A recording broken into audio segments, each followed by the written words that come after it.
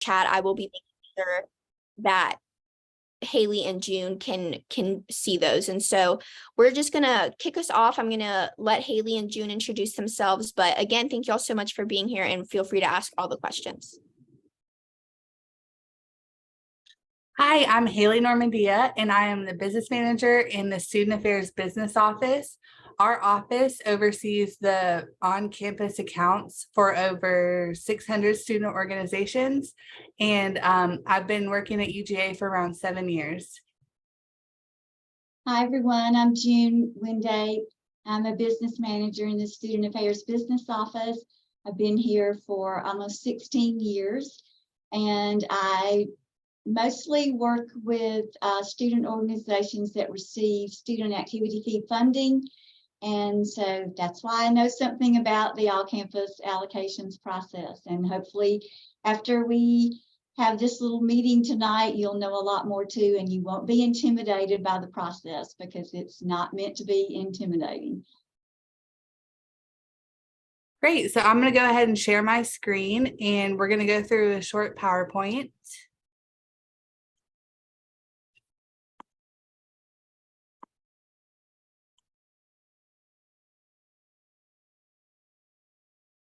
All right, so we're going to talk about all campus allocations today, and June is going to start us off. Okay, so there were emails that were sent out on February 1st. The subject was "It's budget time." That's everyone's favorite time every year. It came from the Student Affairs Business Office. The emails were sent to departments if your organization is attached to a department like ISL, MSP, ELS, any of those. Advisors were specifically copied. In some cases, they went directly to student organization leaders if you're not attached to a department. Everything that you need to complete the budget request process was attached to that email. All the instructions are there. I do recommend that you read the instructions that were attached before you begin.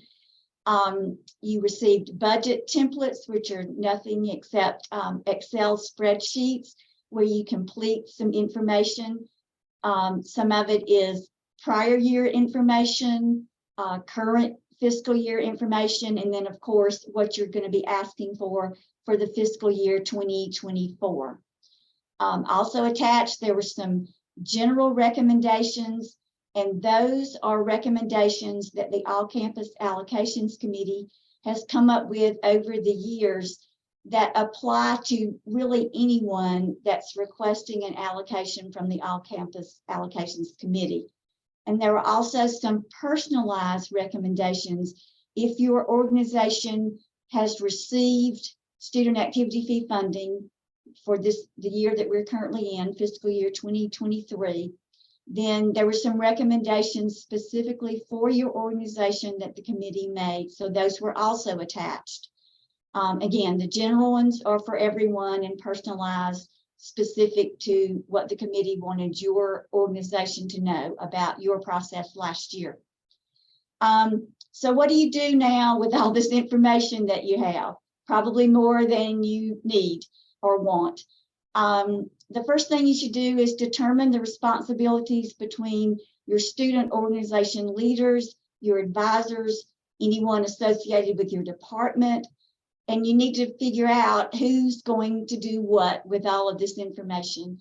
And the most important piece would be who is going to put this information into those spreadsheets and submit it to the Student Affairs Business Office by February 21st. You'll see that's the next point, that all of the information has to be returned, and you see there where to submit it. It needs to be back to our office by February 21st at 3 p.m. That doesn't mean that you have to wait. As soon as you complete your information, feel free to go ahead and send it to Student Affairs Business Office. That would be great, but it definitely should be received by us by February 21st. The last point is supplemental information. Not everyone does this, and it's not a requirement by any means, but you can submit a one-page, 8.5 by 11, two-sided document that gives more information about your student organization. You can include pictures. If you do, please caption those so the committee will know, what they're looking for. You can provide statistics if you want to about how many people you reach or what kind of events you did that, did whatever for the university as a whole. You can complete 2 sides of that, and you'll find in your instructions how you have to submit those. That's the only way that the committee will get more information about your group. And you'll find out that even though you have a 15-minute presentation time, it's going to go very quickly, and only a small part of that time is for you to actually speak. The committee will have questions. So the more information you can give the committee, the better you'll be. So supplemental information is certainly encouraged if you'd like. I'd like to share that this is also called a brag sheet, and not every organization does this. And so the ones that do really stand out, and it really gives the committee a visual idea of what your organization is doing. So if y'all have pictures from throughout the year of good things that y'all have been up to, I think the committee would love to see those things and to have a visual representation of your organization.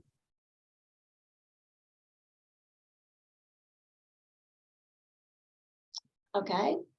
After you complete this first part and submit the templates with your budget request, part 2 of the all-campus process is your appearance before the all-campus allocations committee. That committee is comprised of undergraduate and graduate students. Representatives from the Student Government Association are part of that committee. The committee is chaired by the current treasurer of the Student Government Association, but there will also be cross-campus nominees to represent. We try to ensure that all areas of the campus are represented. So there will be some people that are not associated with student government that will also be on the committee. The presentations will be held in person in the Tate Student Center. That's going to be in room 480 in Tate. Between March 20th and 23rd. Actually, we have them all fitting in March 20th, 21st, or 22nd. And that time slot was in the email that was provided on February 1st. When you come for your presentation, no handouts or visuals are allowed then, just because of time. Like I said, we have to go quickly. Everyone gets 15 minutes, and we're going to be seeing about 54 organizations over that time period. So we have to kind of keep on schedule and go quickly. And by the way, we do ask that you show up 15 minutes ahead of your presentation time slot, because if we do get ahead by any chance on the schedule, we will likely keep it rolling as much as possible. So please be there 15 minutes before your actual presentation time.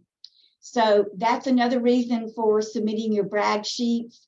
Any handouts and visuals won't be allowed at the time you're there before the committee, but any information that you provide through our regular process, they will have in hand prior to the day you present before them. So they'll have plenty of time to look it over the night before. They can become familiar with something. If they have a question they want to ask, they can also have that question ready.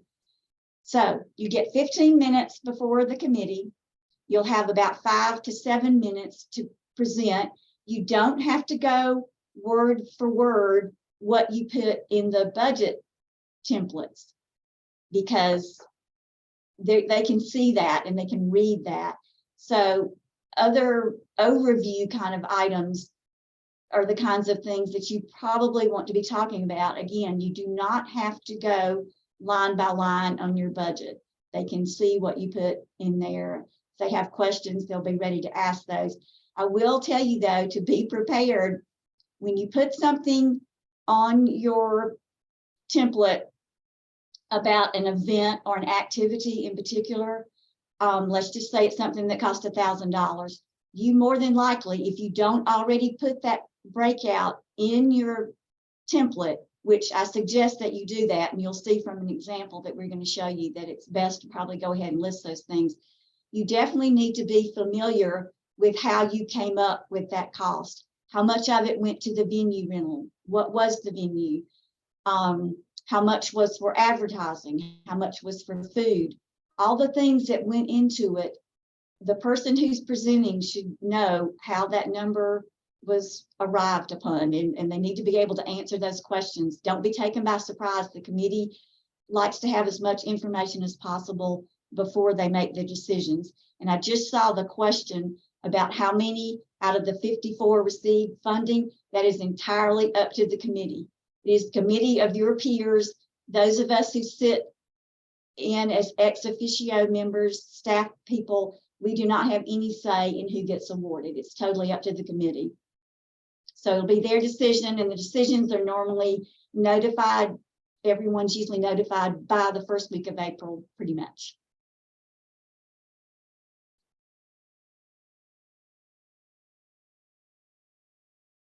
Okay, so what are some mistakes to avoid? Procrastination. Your presentation will reflect your lack of sufficient time given to preparation. All the presentations should really look very similar when the committee sees them. So the next part is pretty important. Failing to read the instructions for completion and submission of the templates and information. If you accidentally do something to the template that shouldn't be done, like add lines or unlock a cell that we've locked. There are people that can figure this out. It's beyond me if the cell is locked to me, but some people have figured this out. If you do anything that makes your template look unlike others, it's going to stand out when the committee sees the entire binder full of information, and it could probably be standing out in a bad way. And if you don't submit your applications until the very last day, then we're not going to have time to reach out to everyone and say, this really doesn't look right. Could you correct this? It's going to go the way it is. So I would suggest that you read the instructions.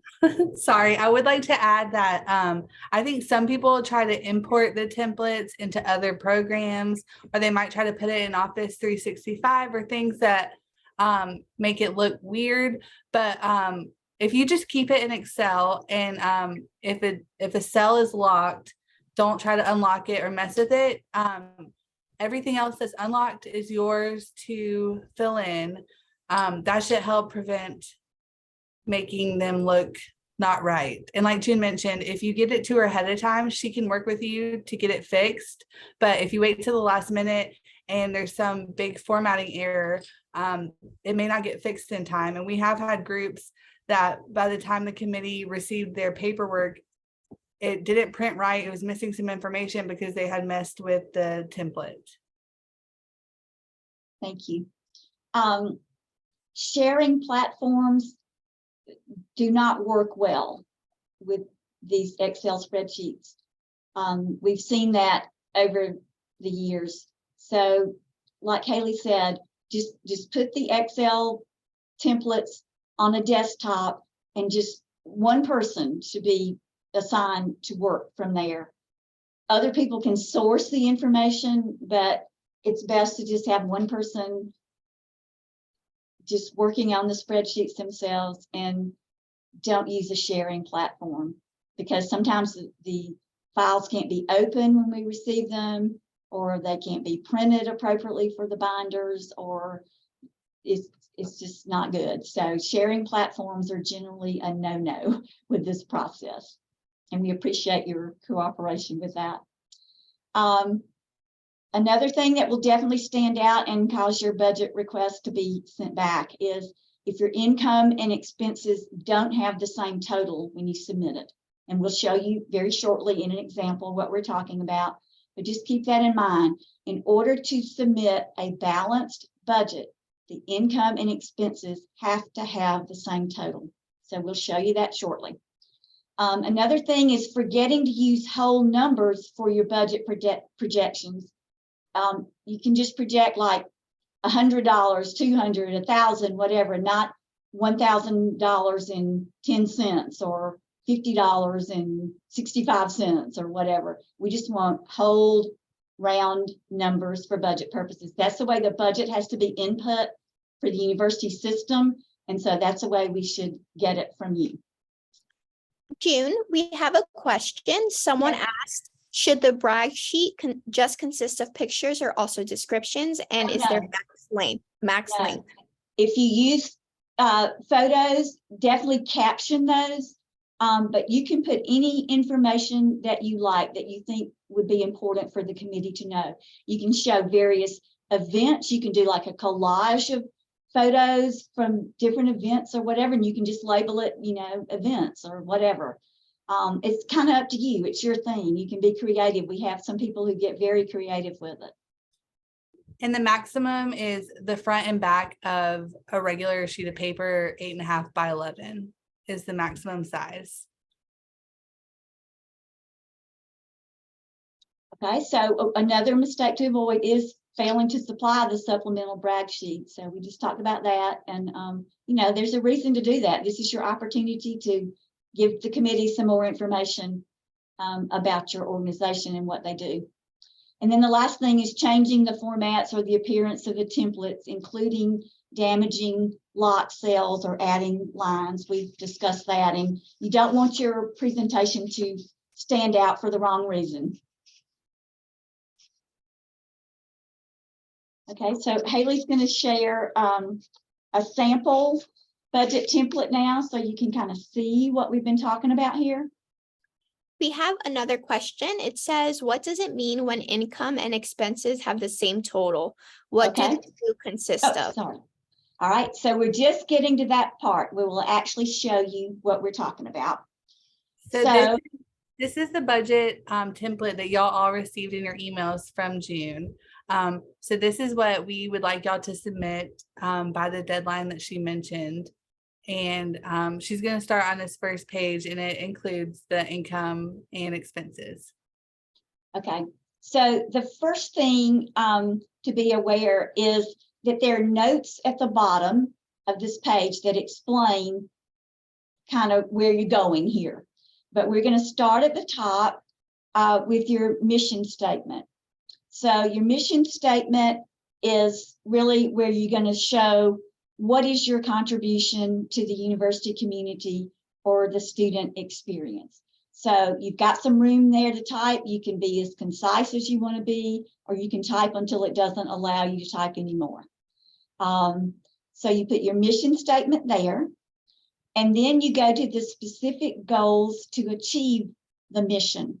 So for that, you would be listing what the funding that you request and hopefully receive, how that's going to help you achieve the mission. So you put 3 things there that you feel are important. The funding would go to something that's going to support your mission throughout the year. So you put 3 top things there. Okay, then you just go to number of active members, and you just put your active member enrollment there. Then you just answer a question about collecting membership dues. If the answer is yes, then you put how much your dues are. Then sources of generated income, if any. Now, you do not have to generate income. You're not required to generate anything. This is your choice if you want to generate income. So if you do generate income, we ask you to put how you do that. Do you have dues for your members? Do you have ticket sales? Do you receive donations? It may be all of the above, which is fine. Just list each one. Add that in this case, when we say generated income, we mean anything that you earn outside of this potential allocation. So just don't include what you're requesting for this allocation in that generated income. This is anything else that you might be earning. Like she mentioned, you might be charging membership dues, you might be selling merchandise, you might be selling event tickets. Okay, so then the next field where you see the D, that cell is locked because you don't actually enter your number there. You'll see that it's titled the total annual attendance in FY23. So you go to the tab at the bottom where you see the FY23 expenses. And Hailey's going to take us there. Okay. So at the time when you begin this process and you're on that overview page where we just were, you won't have this information. So you will have to probably come back to this line. But what you do is you go to this FY23 activity page. Okay, so you've already had activities through December, possibly early January. You know specifically what your attendance was. You know exactly how much the event cost because you've done this. So you can list all those things here, and you see where you have to put your attendance. At the bottom, the attendance is going to total for you. And you see that 535? That's the number that carried over to the overview. So you list the events that you've had, plus any that you're expecting to have for the rest of this semester. You will have to forecast those numbers, but a lot of you have recurring events each year, so you have a really good idea of how many people are going to show up. Sometimes it's the capacity of the venue. So if 600 is the capacity, you know you always fill it up. And so, okay, 600 is going to be your projected number. So you've had these events long enough that you probably have a really good idea of what to put there in that field. This is on the overview page because this gives the committee a better idea of your organization. So if you have an organization that is primarily focused on hosting events, this helps the committee understand that. And so that's why we have this on the overview page, even though you'll fill it in on another tab. It really gives us a better picture of what y'all like to do. Right. Hailey, can you go back to that activity page just for a second? Yes. Just And while I think we're there, I'm going to point out a couple of things. We have some questions in the chat. Someone asked, how do you count who is an active member? And then someone else asked, coffee hour fund, is it different from this? Okay, how you count your members is entirely up to whatever your constitution says. Whatever you said when you registered with ELS in your constitution about how you count your membership, that's up to you because we wouldn't know that. To answer the other question, coffee hour is shared amongst many people, departments, individual student organizations contribute to it. The only thing you're supposed to put on your particular request is what you will pay for. If you're going to pay $100 toward coffee hour for food or some supplies or whatever, then that's what you put down. It doesn't matter if the whole coffee hour costs $10,000. If you're only paying $200, you put $200. You don't worry about what the overall cost of the whole event is going to be because you won't know that. You're just trying to put what your cost is going to be. The department will worry about what their cost is going to be. If they're soliciting any funds from allocations, they will ask for that in their presentation. So the student organization budget requests are for what the organizations are going to be spending, not, if you're related to something going on with your department. Just ask for what you need to consider for your annual budget. And by the way, this is an annual budget. This is your one chance to request. Then you wouldn't go before the one-time allocation fund or whatever to try to supplement it later. This is your annual budget request. Okay, and then the other thing I was going to point out is you can have events where there is no cost, but you would like for the committee to know what you did. So you'll see, just for an example, we put volunteer with Dog Day of Service and the total cost was $0.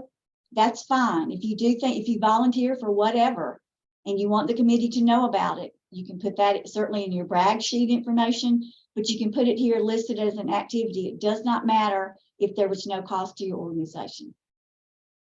Okay, that's all. All right, we can go back to the overview.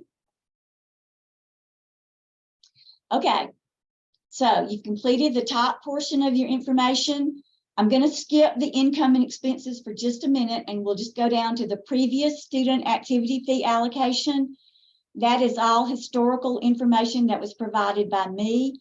So you don't have to put anything in those fields. That was there. Those cells are locked. That's just your previous history if you had an allocation in the past year. So don't worry about that. That's information that we've provided from our records that we have. Okay, so now the big topic, the income and expenses. So how do you get to these numbers? The first thing is general expenses. So you're going to go down to the tab that's labeled FY24 general expenses. Remember, what you're going to be presenting to the committee is your annual request for the fiscal year 2024. That's going to start July 1st, 2023, and it's going to go through June 30th, 2024. So you start listing general expenses, and we're not that particular about what you consider a general expense and what you consider an activity. Just put your expenses down to the best of your ability. Generally, an activity is an event, but it can also be your regular business meetings. List those, and to save space, you can like combine those. You can have like 8 meetings a year at whatever, and you can put the total cost and put the total number of people that you think, come for the entire year. That would just help you save some lines by doing that.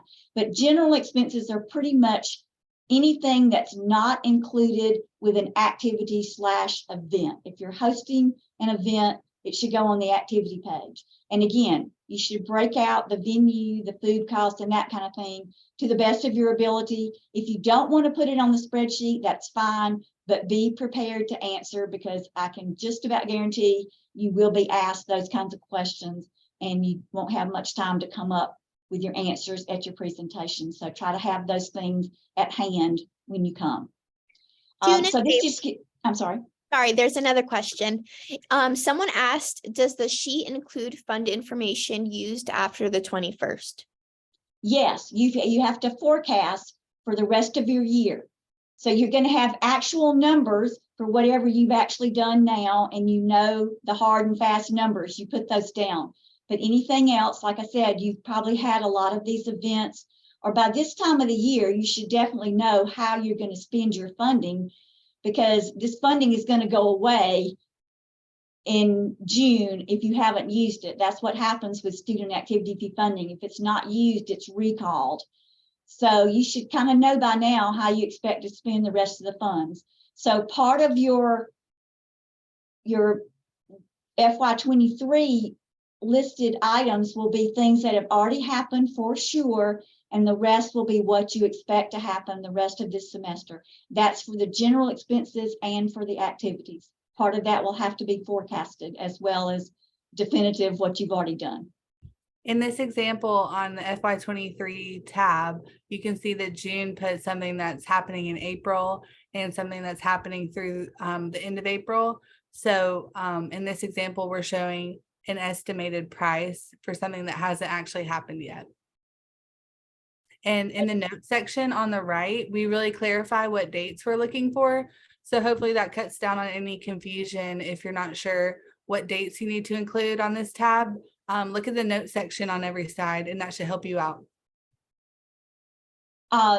For the forecasted information, by this time in the semester, you should pretty much have planned any events that you're having for the rest of the year. So you should have some kind of estimate of what it's going to cost you, what you're going to spend on the food or the venue or whatever. I doubt you've waited to the very last minute to reach out about those costs. So you will put your forecasted expected attendance and your forecasted total cost in there, because that's all you'll have to go on at this point. But I'm sure you've done enough research that you'll have good answers, to put there.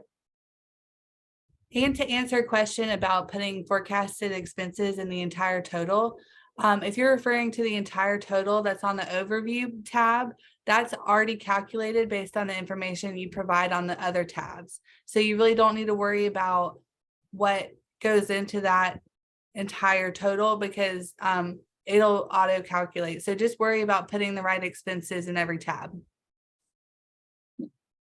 Okay, so let's go back to the overview and we'll talk about that for just a minute.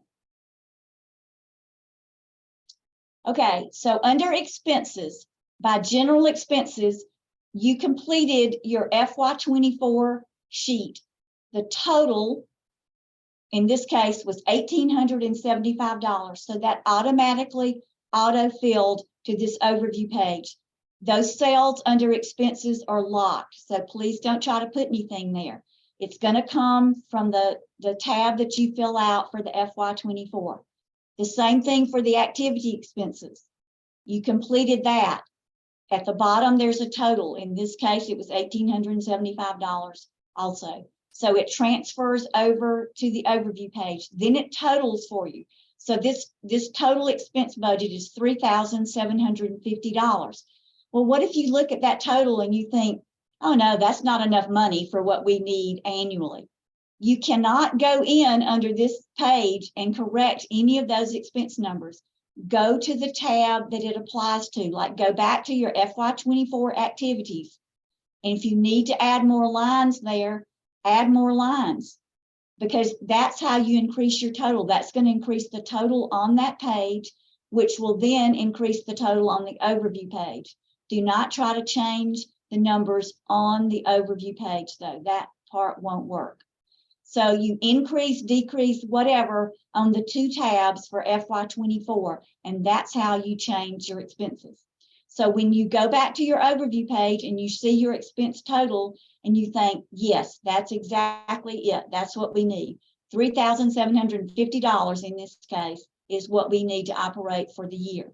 So then you'll see the E and the E on this example. Those are the things that have to match. So you have $3,750 that you think you're going to expend. So you have to have revenue to be able to spend that. So revenue, you can ask for all of it from the allocations committee. You could ask for $3,750 from the allocations committee if that's what you'd like to do. If you think you're going to generate any money, if you do collect dues, if you do have events where you sell tickets, if you do ask for donations, and you normally get donations from other departments, from outside community members or whatever, then you are going to generate some money. So you would put what you estimate that you generally would be able to generate, you put that under the expected generated income. So then you subtract the generated income from what your total that you're trying to reach, which is $3,750. So that leaves only $3,400 that you're going to ask the committee for, and you're expecting to generate the other $350. Then you see the total income and the total expenses have the exact same number. That is when you are good to go. Please don't submit one where the income and the expenses are different, because I'm sorry, it's going to have to come back. And again, if you do it on the last day, you're going to be rushed. It may not be the way you wanted to submit it in the first place, and it's just going to be trouble. So just make sure your income and your expenses match before you submit it. The income, you do input those numbers yourself. The expense side, you cannot. Those three cells are locked. You change that how? From your FY24 tabs. And then those are going to total together for your total expenses for you. Okay? Any questions? Very important. Okay. So we've talked a little bit about the FY23 tabs, and that one piece of information does transfer to the overview. The general expenses, you just recap those and forecast any remaining for the semester. You'll see we've used some fake dates here for things that would be coming up. So you do the same thing and forecast there. And then the last thing is pretty simple. There are two tabs for FY22. Fill in as much information as you can. Again, this is just to give the committee more information about how you normally operate, what you do with the money that you receive. So complete it to the best of your ability. I know that maybe your officers aren't still around that had a part in that year, but most people have some sort of club records and whatever that you can refer back to. So complete as much of that as you can. It doesn't transfer anywhere. That's just historical information for the committee to get more of an idea of what you do over a time frame each year. Okay, so that's it. You'll be good to go. And I want you to know that if you don't understand or remember anything else I said, remember what I'm just about to say. That is, the committee is on your side. They don't want to trip you up. They're there to listen carefully, to find out more about your organization, why you would want this money, what you would be doing with it. It's not intimidating. You're going to walk in when you make your verbal presentation. You'll walk in. There'll be about 20 people in the room, but everyone will be seated. Everyone will be attentive to what you're going to say. You can sit down to present. You do not have to stand up. Just be ready with your notes, which you can have for yourself. You just can't hand anything out, and you can't use your laptop to try to show the committee things. But in the interest of time, we just can't wait on things like that. You've got to be ready to go. But it'll be over so fast. Every year, the people who come for the first time are amazed when they leave. They're like, I thought it was going to last forever, and it was just gone in a flash. So that's how you'll feel. These people are your peers. They've been through this themselves. Most of them have presented at some time to this committee even. They've done other presentations where they've asked for funding for something else. So they're on your side. They're not trying to trip you up at all. They're not trying to intimidate you at all. Okay? Good deal. My advice also is that June is on your side. So the earlier you get your stuff to her, the more she can help you and guide you through the process. I think the most frustrating part is if people turn it in last minute and she doesn't have time to help them. So if you give her time to help you, she will help you. I saw the question about your actual expenses. You can put down to the penny on just the actual expenses if you want to. It really makes sense to round it. You don't have to be that precise, but you can. Only the actual budget request has to be in round numbers. So if you're just listing what you spent, that's fine, but I would suggest just round numbers anyway. That's okay. You don't have to be that precise. Okay, the templates that are blank for you to fill out were emailed. And again, if you're attached to a department like MSP or ISL, it went to the department like to Miss Wanda or Miss Linden.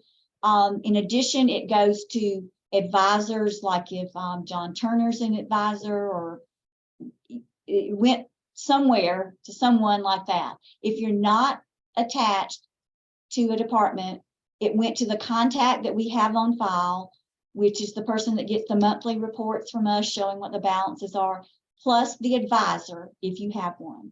So you should contact your advisor if you personally didn't get it, or you're someone in that department if you're attached to a department, because we don't send them out just randomly to the student organizations if they're attached to a department, because normally the department head likes to orchestrate sort of who gets what and making sure that it's all being taken care of, that someone has been assigned to each thing, that it's not just a random, well, I thought they were doing it, and I thought they were doing it, and they didn't do it, so now we didn't get any money. You know, it's just really for your benefit.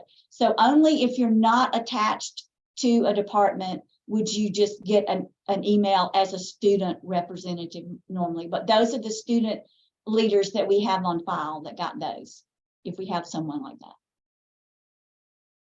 If you think you should have gotten something and you aren't able to come up with it, you ask someone in the department and they don't have it or whatever, please feel free to contact me. I'm jwind@uga.edu.